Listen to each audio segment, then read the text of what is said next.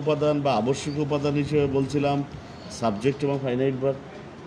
এর পরবর্তীতে 3 নম্বরে অবজেক্ট থাকতেও পারে, নাও পারে।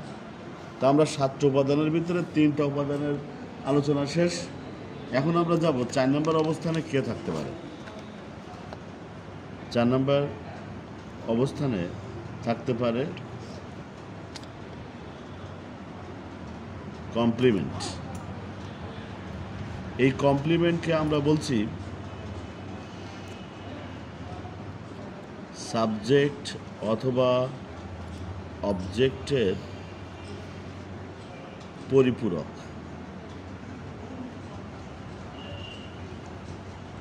অথবা অন্য পরিচয়।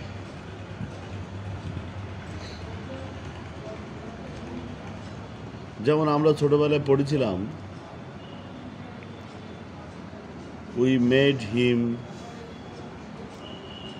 ক্যাপ্টেন। খেয়াল করো, এই ক্যাপ্টেন কিন্তু কমপ্লিমেন্ট। ক্যাপ্টেন, আমরা তাকে তৈরি করেছিলাম ক্যাপ্টেন। এই কি আগে ক্যাপ্টেন ছিল? না, এ কিন্তু আগে ক্যাপ্টেন ছিল না। তাহলে ক্যাপ্টেন কিন্তু তাকে আমরাই তৈরি করেছিলাম। তাহলে ক্যাপ্টেন সমান সমান কিন্তু এই হিম অবজেক্টকে বোঝাচ্ছে। We made him captain. এটা হচ্ছে complement. Subject plus finite verb plus object plus complement.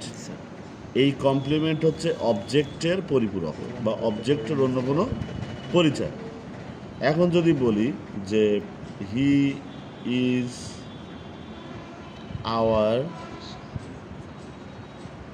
Captain, এখানে হি সাবজেক্ট, ইজ হচ্ছে ফাইনাইট ভার্ব, আওয়ার ক্যাপ্টেন কার সম্বন্ধে বলছে? খেয়াল করো তো, এই আমাদের ক্যাপ্টেন এটা কিন্তু কমপ্লিমেন্ট। সাবজেক্ট সম্বন্ধে বলছেন, তাহলে সে সমান সমান আমাদের ক্যাপ্টেন। তো আমরা বলছিলাম যে সাবজেক্টের পরিপূরক যেমন এইটা, আর অবজেক্টের পরিপূরক হচ্ছে এইটা। তাহলে কমপ্লিমেন্ট মানে হচ্ছে সাবজেক্ট অথবা পরিচয়, এবং এটা হতে পারে নাউন, হতে পারে অ্যাডজেক্টিভ, হতে পারে অ্যাডভার্ব। যেমন হি ইজ আওয়ার ক্যাপ্টেন, যদি বলি যে হি ইজ অনেস্ট, তাহলে অনেস্ট মানে কে? সে। যদি বলি হি ইজ হিয়ার, সে এখানে। তো খেয়াল করো, আওয়ার ক্যাপ্টেন কিন্তু ছিল নাউন ফ্রেজ, তাই নাউন কমপ্লিমেন্ট। অনেস্ট ছিল অ্যাডজেক্টিভ, তাই এটা অ্যাডজেক্টিভ কমপ্লিমেন্ট। হেয়ার ছিল অ্যাডভার্ব, অ্যাডভার্বিয়াল কমপ্লিমেন্ট। সাবজেক্টের কমপ্লিমেন্ট হতে পারে নাউন, হতে পারে অ্যাডজেক্টিভ, হতে পারে অ্যাডভার্ব। কিন্তু যখন বলি যে উই মেড হিম ক্যাপ্টেন, এই ক্যাপ্টেন কিন্তু নাউন ছিল। আরেকটা বাক্যে বলছি উই নো হিম অনেস্ট, আমরা তাকে সৎ জানি। এই অনেস্ট মানে কে? হিম অবজেক্টকে বোঝাচ্ছে না? এই কিন্তু কমপ্লিমেন্ট এবং এটা অ্যাডজেক্টিভ। সাবজেক্টের কমপ্লিমেন্ট হতে পারে নাউন, অ্যাডজেক্টিভ অথবা অ্যাডভার্ব, আর অবজেক্টের কমপ্লিমেন্ট হতে পারে নাউন অথবা অ্যাডজেক্টিভ। এবং বলা হচ্ছে এই কমপ্লিমেন্ট ভয়েস চেঞ্জে নিষ্ক্রিয় থাকে। ভয়েস চেঞ্জে নিষ্ক্রিয় থাকে। যেমন উই মেড হিম ক্যাপ্টেন, এটাকে আমরা ভয়েস চেঞ্জ করলে কি হবে? হি ওয়াজ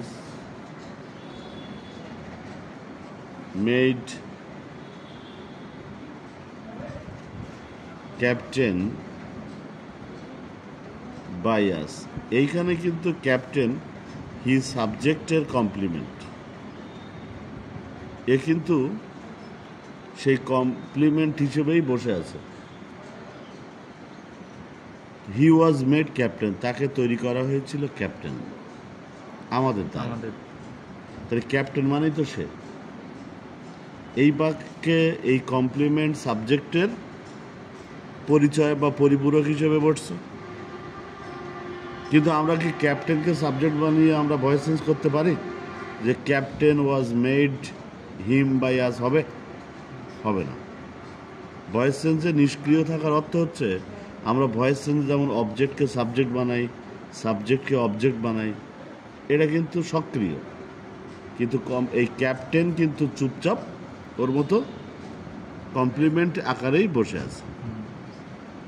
তাই বলছি যে কমপ্লিমেন্ট ভয়েস চেঞ্জে নিষ্ক্রিয় থাকে।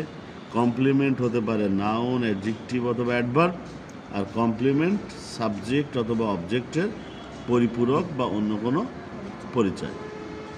সহজ কথায় যদি গঠনে যাই, subject plus transitive verb plus object plus complement, এটা হবে নাউন অথবা অ্যাডজেক্টিভ। অবজেক্টের পরিপূরক হবে নাউন বা অ্যাডজেক্টিভ। আর সাবজেক্ট প্লাস লিঙ্কিং ভার্ব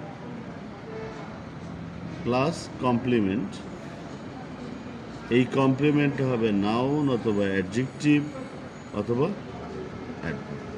যখন সাবজেক্টের কমপ্লিমেন্ট হবে, মাঝখানে ফাইনাইট ভার্বটার নাম হবে লিঙ্কিং ভার্ব।